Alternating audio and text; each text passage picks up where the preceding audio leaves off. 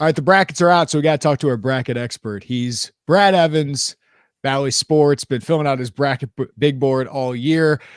Brad, let's go with your beloved, the Fighting Illini, get a 9 seed in this bracket. How'd you think Illinois got treated by the committee here?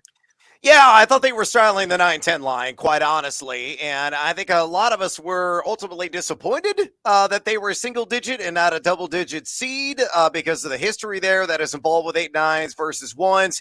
If you can even survive in advance. And right now, I think that is the $64,000 question with the orange and blue is whether or not they can fend off Arkansas and move on to the next round and get that rematch of sorts with Bill Self.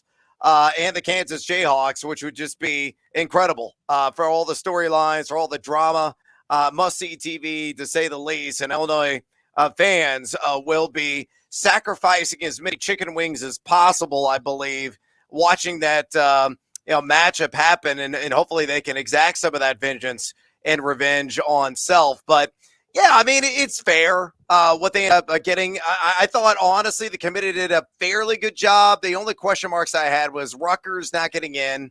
I thought they were in fairly comfortably as an 11th seed, avoiding Dayton. Instead, you put Nevada in, which I think was highly suspect in terms of their overall profile, though the net ranking was pretty good. They had some of the good quadrant-one wins, but it was kind of a Pac-12 versus Mountain West conversation. And you know me. I'm a strong advocate for the Mountain West Conference. I've watched an obscene amount of hours of like Colorado State games this year, for example. So, it's good for that league, but that one, to me, they missed on. And then Texas A&M got the shaft as a 7 seed, and I thought they had the profile of a 5. I think ultimately what it boils down to is if you lose to the dregs of the keg in your league or outside of the league, like, Texas A&M losing, I don't know, Murray State, for example, who was way down this year, or Rutgers losing to, say, Minnesota, that really dragged the profile down for both those squads. And ultimately, they didn't have a surplus of quadrant-one wins necessary to move Texas A&M up a couple lines or Rutgers into the field. You kind of look at this Illinois-Arkansas matchup, Brad. Do you kind of see the Spider-Man meme of two teams that are very talented, but, really inconsistent and frustrating at times? So what do you think of this matchup on the court between the Razorbacks and Illini? Yeah, they are a mirror image of one another, statistically speaking. There is no question about that. I mean, you look at the full body of work, and Illinois builds skyscrapers from outside, north of 300 and three-point percentage offense. And what a quinky dink. Arkansas right there in the exact same category, number 304, according to Ken Pom, in three-point percentage offense. Both defend stoutly and well. I think Arkansas, a little bit higher defensive acumen overall, but, when you look at the numerics that bear out, they're both outstanding in that regard. Depth about the same for each team. I think, honestly, what it really boils down to is guard play, as it always is in the NCAA tournament and single elimination formats. What version of the backcourt are we going to get with the ILL, right? Ken Epps come in and resemble the player we saw at times down the stretch pre-injury, before the concussion. He's going to have some fog, some lingering effects. It's good that you have this multi-day cushion that's built in.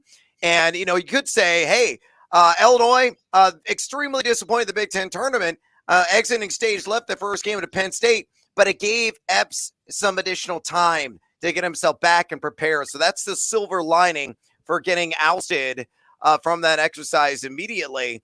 But, Nick Smith Jr. is a legitimate pro. Guy can get buckets everywhere, whether on the baseline, whether driving the cup, whether stepping outside and knocking down shots from three. One of the few guys that can do that somewhat consistently. And I like the front court of Arkansas. And again, they defend at a high rate. I think the biggest difference here in this game, when you break down the numbers, and I did the research, that's why I'm looking at my pad of paper, I'm going to tell you exactly what I found using Bart Torvik. And I like to geek out with all the measurements on that side and the date ranges you can use. So since February 1st, Arkansas is number 23 overall, according to Bart Torvik's advanced analytics. Illinois during that stretch, number 82. Give me a bucket now so I can barf in it. That is a problem Arkansas playing at a higher level, though the record may not show it at the most opportune time. Illinois really the antithesis of that. And if that mediocre, bland version of the Illini shows up, they're going to lose. And unfortunately, they're not going to score the cover either. So I like Arkansas in this game. Yeah, if Illinois does win this game, what do you think has to happen, Brad? Is it just Meyer, Shannon going God mode like we've seen in spurts at times? Yeah, I think Coleman Hawkins is absolutely going to be key from a defensive end because I think he's one of the guys who has the versatility, the shot blocking skills, obviously, the length, which is highly disruptive, to maybe somewhat put Nick Smith Jr. in check. I'm not saying he's got to shut him down completely, but keep him under like 15 points. I think that's the magic number there. Council is the guy that can really light it up for all points on the floor as well, but his shot's been so much erratic. Compared to earlier season outputs, I remember those games in Maui, he was nearly automatic from like a range of 15 to 25 feet. The guy was just draining buckets left and right. Hopefully that version will not show up. And then the other key, I think, for Illinois is this. Somehow Matthew Meyer with those step backs, and I just know how comfortable these guys are shooting threes, and it's so uncomfortable for all of us to watch. You're like, what are you doing? Put the ball on the deck and drive. Quick and complacent with the outside jumper, Meyer. But if he has those step backs and he can knock them down, I think the magic number here for Illinois is like 8 threes. If they get 8 or more triples in this game, Illinois is winning. Because I don't see, and, again, night in, night out, anything can happen in college basketball. Arkansas having really an out-of-body experience in their own right, in draining 8 or more threes. So if Illinois limit the turnovers, win the battle of the boards, somehow neutralize Nick Smith Jr. with Coleman Hawkins' defense, and then edge Arkansas in the 3-point game, we get that lovely matchup, more than likely, with the Kansas Jayhawks in a round of 32. And if that does happen, I will drink every bottle of tequila at Casa de Evans, and I have a lot. Yeah, if Illinois wants people to remember this season fondly, they have a path to do that, Brad, with Kansas potentially in the second round. Let's look at this West region, Brad. Kansas was in the conversation at one point for the number 1 overall seed. I think they got the 3rd number 1 overall seed with Houston going above them. And I don't think they got helped very much by the committee, but I'll let you break down this West region. What do you think about Kansas? How good are they, and how tough is their path with Illinois or Arkansas in the second round and potentially UConn in the Sweet 16? Yeah, this is a murderer's row, man. This is by far the most rough and rugged section of the bracket that you'll see. I have a number of teams that could come out of here, quite frankly. The team, I posted on my Twitter feed, at Noisy Huevos, a pair of my brackets. I always print the bracket off immediately, and it's my gut bracket. Just based on the thousands of hours of basketball I've consumed, all the numerics that are dancing around in my head, and those one-on-one matchups, who's going to, outperform who. So I put that all together, and on the gut bracket, I took UCLA, despite losing Clark and Bona, which are going to be major punches to the gut they're going to have to try to absorb to survive this region. But I did an analytical bracket today, and in that one, I took UConn. So, bar none here, the bottom line moral of the story is fade Kansas. I don't think the Jayhawks are really constructed to make a deep run in this region whatsoever based on the tough road to hoe here. And the good Grady Dick has got to show up. They live and die by the good Dick or the bad Dick, and insert sophomore joke here. But, when the good Dick shows up, they can really do some damage in the box score and advance on and maybe get back to the Mecca of college basketball. But if the bad Dick shows up, well, unfortunately, lack of a better word, it's a flaccid performance for Kansas. Only you, Brad Evans. Too easy, man. I'm not editing that whatsoever, and I love it. Let's see. What intrigues you most outside of Arkansas, Illinois, as an Illini guy? What intrigues you most first round in this matchup or potential Cinderella for you? I got two, actually. VCU St. Mary's, I find fascinating. And we got a little bit of a clue, some breadcrumbs to St. Mary's and their general weakness against Gonzaga in the WCC final. Gonzaga was basically playing like token pressure in that game. They were not white on rice at times. They have like a couple of guys bring pressure in around the half court line or some token pressure when you had the inbound. And St. Mary's was folding to that simple pressure. It's like 101 level stuff. And they don't really have the ball handlers, despite I think Aiden Mahaney's ceiling is being on NBA roster for the next 10 years. They don't have any really consistent, reliable ball handlers outside of him. So that's an issue against VCU, which is still playing that havoc style that Shaka Smart implemented years ago. They're forcing opponent turnovers 23% of their possessions. I see that being a classic 12-over-5 upset. And the other game I find ultimately fascinating in this region is Boise State and Northwestern. And I kind of have a soft spot for the Wildcats because they just, they've been the dregs of the cake of the Big Ten for the most part for several years. And me growing up, they were the laughing stock, except for Evan Eschmeyer, who's like the greatest Wildcat of all time. But I love the high Sox back in the days. A few good solid Sherna years in there too. Oh yeah. There were some solid instances. Carvel Ammons, former Centennial grad, a guy that I graduated with from Centennial High School here in Champaign. He played there for a hot minute. But regardless, this is the best draw possible, I think, for Northwestern, a 7-10 matchup because they're mirror images of one another. The Wildcats and the Broncos of Boise State. I think Boo Buie shows up.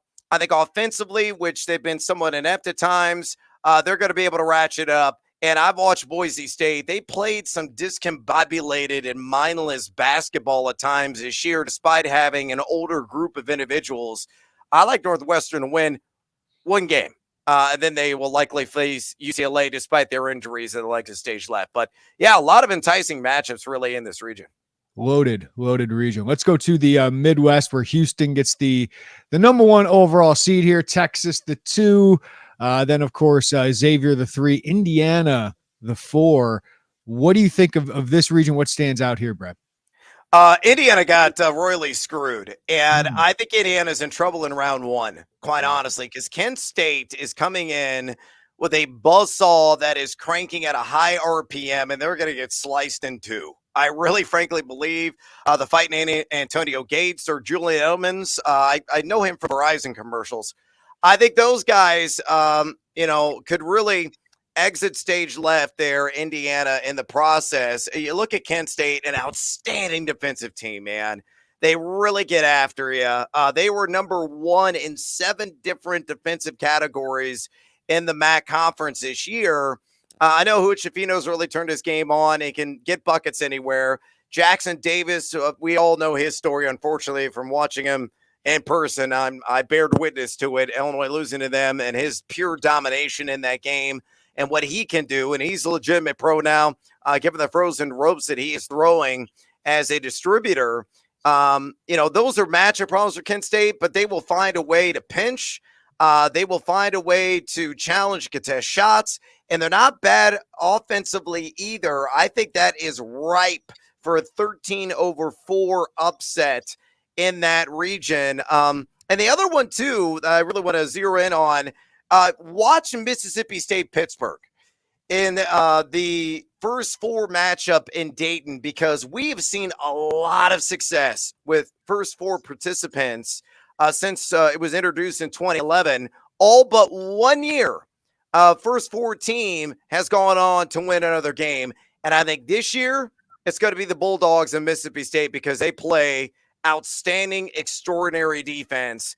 And I think they match up quite well with Iowa State in that 6-love matchup, assuming Mississippi State does get past the Pittsburgh Panthers, which I think is entirely doable. Who do you like coming out of there, Brad? Tejas, Texas. They're playing at a really high level right now. They really defend extraordinarily well, and they've done a good job in road neutral matchups in terms of defense. Number 49 in EFG defense. They force the 8th most turnovers in road neutral games of any team in the country. 22.3% of opponent possessions. I like Carr. I like their guard play. They've been, unreliable at times offensively. That is a concern. But I think defense, it wins championships and oftentimes advances you on deep into the tournament, and they possess that skill. Though I tell you what, I think Penn State's going to beat Texas A&M, and that Penn State team, if you're going to get another one of those kind of vintage 2-seed early exits, which we've seen in 9 of the last 10 tournaments before the end of the first weekend, I wouldn't be surprised if Penn State pulled the rabbit out of the hat there, man. It's just my favorite team, honestly, to watch right now in college basketball are the Nittany Lions and how they execute offensively. Just a joy, pure joy to take in. Unfortunately, I hate to say that as an Illinois fan because I got to watch it 3 times this year. Yep, and Shrewsbury's going to turn it into a better job pretty quickly here. All right, let's go to the South, where Alabama, the number 1 overall seed, has looked pretty indestructible here recently. Yep. Virginia is the 4, Arizona the 2, and Baylor is the 3 here. Some fun offensive teams in this region, but what stands out, Brett? Alabama. It is their road to the Final Four, in my opinion, out of this region. They're the number 1 and number 1s for a reason. They are plus 800 right now to win the national title, plus 190 at BetMGM to come out of this region, and I think they will. They play controlled chaos is the best way to really describe it. They fly up and down the floor. They force a lot of opponent turnovers. They crash the glass relentlessly. And not only that, too, but they bombard you from 3, and they make them. With Quinterly, with, of course, Brandon Miller. Despite all the controversies that have been tied to this program here in the last few weeks, they're the team to beat in the South. And I think really the only team that could challenge them if they bring their A defensive game, which you don't know what you're really going to get night in, night out with them in that regard, is Arizona, because Arizona can, run with Alabama. They can score prolifically and match them bucket for bucket. With Kirk with their bigs in the interior, and Tubelis, who is undeniably the best player, in my opinion, in the Pac-12 this year. Those are the 2 destined to clash, I believe, in the Elite 8, with Alabama squeaking by and making it to Houston for the Final Four. So, to me, the South region is probably the most predictable region by the numbers that I've seen and through the eye test results as well of all the 4 regions in this field. Anybody that you think can cause a little chaos in this region? Yeah, 2 teams. Charleston, number 1. I think they're going to taste sweetness. The Cougars have won 30-plus games for a stinking reason. They're a team that can fly up and down the floor. They relish a brisker pace. They're outstanding offensively. In road neutral games this season, they're a team that is well inside the top 100 in effective field goal percentage offense, and even better defensively, number 25 in EFG defense. They have strong guard play. They have depth as well, and they jack a boatload of 3-point shots. I think San Diego State, as talented as they are, as great of a season as they've had in the Mountain West, and they're very good defensively. They're a bit clunky offensively, north of 200 EFG offense in road neutral matchups. And I know Matt Bradley can hit some clutch shots, but I think Charleston wins that game. I think they're going to win the next game, whether it's Virginia or Furman, and watch out for Furman. I love them plus 5.5, by the way, against UVA, and what is sure to be a low possession game because that's how UVA plays. And then the other team that I love in this region is Creighton. It is in process right now, but I just posted my bracket flames on ballysports.com, and the lead feature is on the Creighton Blue Jays, a team that I have a 30-1 ticket on, admittedly, to win the national title. They're fringy right there, borderline top 25 and adjusted offensive, but they're very much inside the top 20 and adjusted defense efficiency. Love their starting 5. Love Ryan Kalkbrenner, their guard play with Nimhart and Alexander. They got the goods, man. Shireman can hit his threes. That team is just stingy, and they can splash. They could be soaking wet over multiple games. They'll get by NC State. They're going to beat Baylor. And if they match up against Arizona, they'll push them and limit. No question about it. Yeah, I like a lot of firepower on that one. All right, Purdue represents the Big Ten. They get the number 1 seed after winning the Big Ten regular season title and the tournament title, but not a very popular pick to go very far, Brad. I've seen a lot of people not even having them make the Sweet 16. What do you think about what they drew in the East region here? I'm with the consensus here. I'm fading Purdue and I'm fading them hard. No question about that. I mean, look at Purdue and road neutral games this season. Number 116 EFG offense, subpar, but even worse defensively. Number 145 in EFG defense. And the book is out on how to defend this team. Double team Zach Edey, force the kick out game, and let Lawyer and Newman and Gillis and, some of those outside shooters try to beat you. And normally it works. And even if it doesn't work for much of the game and they're hitting their outside shots, Purdue does not possess a killer instinct. We saw it on display in the Big Ten tournament final. They were in complete command, complete control against Penn State, and then just fell asleep at the wheel. And then Indiana Lions cut it to 1. And then, Purdue's like, we got to grab the wheel, got to get back on the road. And they figured it out and were able to survive and get the out of berth in process. So that's a concern of mine. And I think Purdue is going to exit early. I said this weeks ago, they're not going to survive the first weekend of the NCAA tournament. I'm sticking to those guns. I got Memphis winning in round 1 against FAU and beating the Boilers to taste sweetness here in the end. Yeah, so who else do you like in this? It's really intriguing what Shaka Smart's done at Marquette, but Jerome Tang's done year 1 at Kansas State. Oh, and then you throw Kentucky and Duke into the mix here. This one feels wide open. It really does, and the bottom half is going to represent, I think, in the Final Four, whoever emerges from that grouping. Marquette has a positionless basketball team, one that's playing an extraordinarily high level right now, offensively, defensively. They force a lot of turnovers. They really exploit those mismatches that they create. They got outstanding guard play. They have the goods to go deep, but I like Duke even more. And I know it's trendy. I know everybody and their great grandmother at ESPN is on the Blue Devils, maybe contractually because of the ACC money that's coming into that network. But Duke is for real, and they are defending. They're shutting people down since Valentine's Day, Jeremy. Again, Bart Torvik, me geeking out to the date ranges. They are number 8 overall in total efficiency, and a lot of that is stoked by their defensive prowess that they have shown. There, when you have a 7-footer in Filipowski, who can really rim protect, he can also beat you inside and outside offensively. Roach has really stepped up his game offensively, and I like some of the other complementary players. Grandison's has moments, a former Illini there.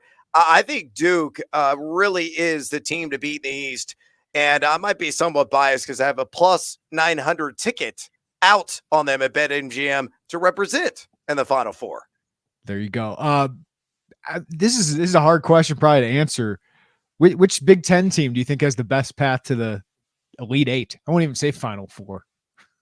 God, I haven't even thought about this because I have no Big Ten team in the Sweet 16, as a matter of fact. Wow. I don't. Look, it's been a subpar, just bland league for the most part, and it's devolved over the year. And maybe it's a cannibalization of the Big Ten in itself and why teams have kind of looked the way they've looked. But I don't see anybody really surprising. I don't think anybody possesses, whether statistically or through the eye test, the necessary skill set or characteristics of a team that can make a deep run. Again, the only team, and it's unfortunate where they got their draw because I think Texas is damn good right now, is Penn State. Penn State, to me, is the one squad that could, pull the shocker special of sorts and win a couple of games in the tournament and reach the Sweet 16. Outside of that, I'll say no. And if you can give me odds, somebody, hey, BetMGM, hook a brother up.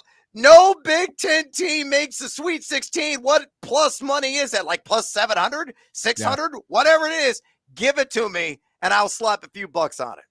Yeah, because most of these are 7 to 10 seeds, right? So you get a 1 or a 2 seed before you get to the Sweet 16. So that's why I guess I'd pick Indiana, Brad. But like you said, they got a bad draw, and it's dependent on Jalen Hood-Schifino, a freshman. So that's where it's really difficult because I know Trace will show up. So maybe they can win a couple games, but that's rough. Rough look for the Big Ten. All right, Brad, before I let you go, and always appreciate your time, give people one piece of advice for filling out a bracket, for finalizing their bracket. Yeah, look, I seeing a lot of people respond to my gut bracket that I posted, the analytical bracket that I posted on my social media, and they're like, "It's too chalky, man. There's going to be so many friggin' upsets this year, bro. You're so off." And they get too cute with it. They fall in love with way too many Cinderellas. And I'm not as promiscuous as maybe some individuals may claim they are when it comes to dating Cinderella or multiple Cinderellas. I'm kind of a one lady or one Cinderella kind of dude. So for me, don't go wild and crazy with the upsets. And to be honest with you, if you want to win your bracket pool this year, you probably got to fade Alabama. It's like 35% that I have seen so far of the brackets at Yahoo Tourney Pick'em. As just one example, has the Crimson Tide winning the whole shebang. In order for that to happen, for you to win, you're going to have to clean up in the early rounds to be that differentiator when the scoring comes in. But if Bama gets knocked out early and somebody else takes the cake, that is going to give you a monumental leg up in overall scoring. So just a little footnote there. Fading Bama may be a road to making some money, whether you're at the Esquire or I'm going to Huber's later and picking up some bracket sheets. I hope they still have the game going on there. I love the local bar pools in Champaign. Good scene. It's a good scene. Follow him on Twitter at Noisy Huevos. Brad, appreciate your time. It's awesome to have somebody local that gives us their time to break down this bracket. Tell people what you got going on next couple weeks, man, because we got to tune into you. Yeah, look, I'm in full madness mode, as you can tell right now. That box has been checked. It's on my chest, for God's sakes, and blazing across the bird chest that I am representing right now. I'm going to be in Vegas. I'm going to be at the Mandalay Bay, live on the line, presented by BetMGM. We are going to be live from that location during the start of the tournament, Thursday, Friday, Saturday, and Sunday. There is no greater joy than watching tournament games with random people you've never met in your life, and you put your arm around each other after a few adult beverages, and you're rooting for the same cause at the bitter end. And I also love this. If you're not familiar with the Race to 15 bets, holy mother of God, is it a blast to chase. Whoever scores 15 points first in a game, that's Race to 15, and everybody seems to play it there at the Mandalay Bay casino and the sports book. So it's a wild roller coaster ride of emotions during those Race to 15s, and I'll probably be on those every single game because I'm in Vegas. Why not? Well, maybe I'll join you there, Brad, if Illinois can pull these upsets and shock everybody around the world. But Brad Evans, thank you, buddy. Appreciate it. Good luck, bracketologists.